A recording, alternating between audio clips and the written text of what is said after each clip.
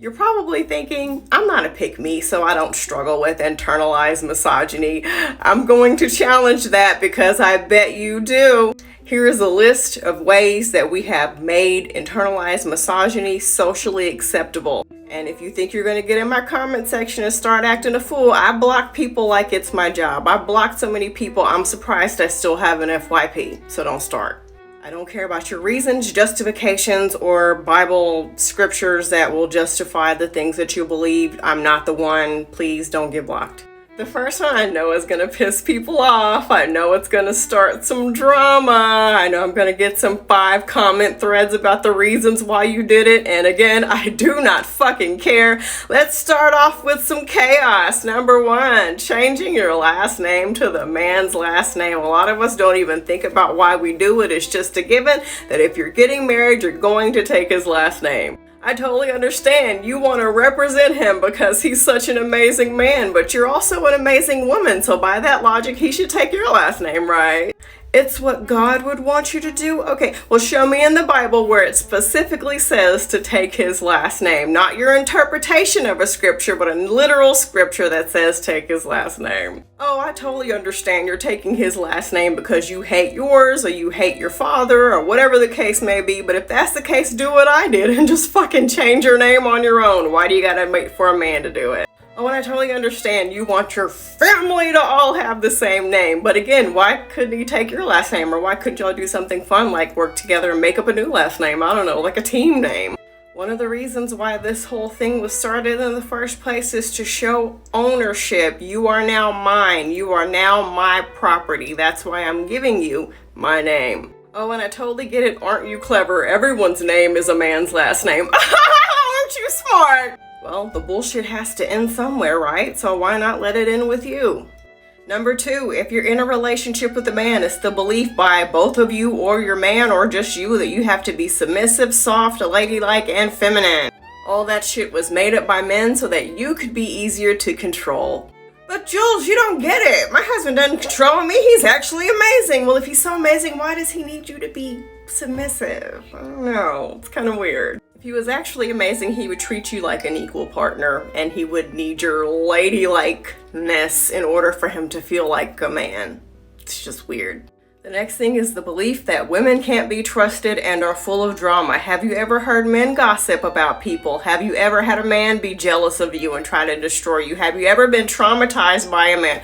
Raise your hand if you've ever been personally victimized by a man. The truth is that we're all people and we're gonna do people shit, but simply saying that it's just a woman problem is internalized fucking misogyny. It's to keep us pitted against each other and in competition with each other. Yes, I totally understand that your best friend from 2 years ago let you down or betrayed you or did something horrible to you and you rightfully should not be talking to her anymore, but men also do horrible backstabbing shit all the time. So what are we talking about here? Thinking that having baby girls costs more money and that girls are moody. Have you ever had a son before? Do you know how much sneakers cost? They want to keep up with trends too. They want to be seen as cool too. They have moods and highs and lows and ups and downs just like girls. You don't want to have a girl because growing up somebody made you feel like shit. Somebody made you feel like you're too much. You don't want to have a girl because you don't like yourself. Next, if you have a holiday party or a simply family meal and you believe that the men should chill and the women folks should do all the cooking and cleaning and tending for the children, that is internalized misogyny. They need to get up off their asses and bust some suds too. You are not a waitress, okay? This is your fucking house. The next thing is believing that the man is a leader. Studies have actually shown that women are better leaders than men. Look at how this society is going. Do you really think that they're great leaders? Okay. The next one, obsession with diet culture. We gotta be small in order to take up less space and be more attractive to men. I've heard of men with natural looking women cheat on them with women who are fully glammed up. I've heard of men with skinny women cheat with bigger women and vice versa. I've heard of men who are dating women who are fully established with amazing careers cheat on women who don't have amazing careers, who aren't necessarily fully established, and vice versa. The goalpost is always going to move, okay? Just live your life. Number 9, obsession with marriage and relationships. We've been told that that is the most important thing, which leads me to number 10. Marriage and relationships is not the most important thing that could ever happen to a woman, because for a lot of women, marriage is probably not going to happen for them. For a lot of women, they're not going to be able to have children, or they do not want to have children. There are so many things in life that are important, that are amazing, that are magical. Marriage and childhood are not the only things. Number 11 is a bonus. It's something that we as creators do. If you're a creator like myself and you make content like mine, at some point you probably will or have made a video that is kind of like, I'm not angry and aggressive all the time. I actually like men. My content is not for the type of people who I would feel the need to make that kind of video for.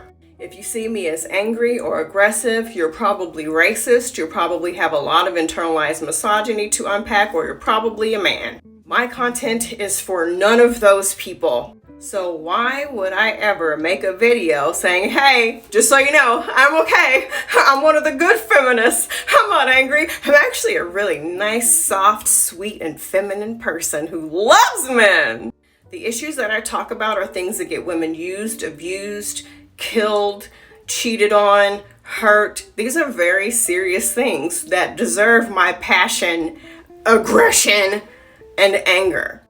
Every now and then I'll do something funny in a video because that's just my personality, but my content is for the women and the small percentage of men who actually want to work to change things and bring awareness to the shit that's happening in this world, because this is the world that our sons, that our daughters, that our grandchildren, if you have kids, are going to grow up in. It's fucked up. So the best thing we can do right now is to start fixing the shit so that things can be different.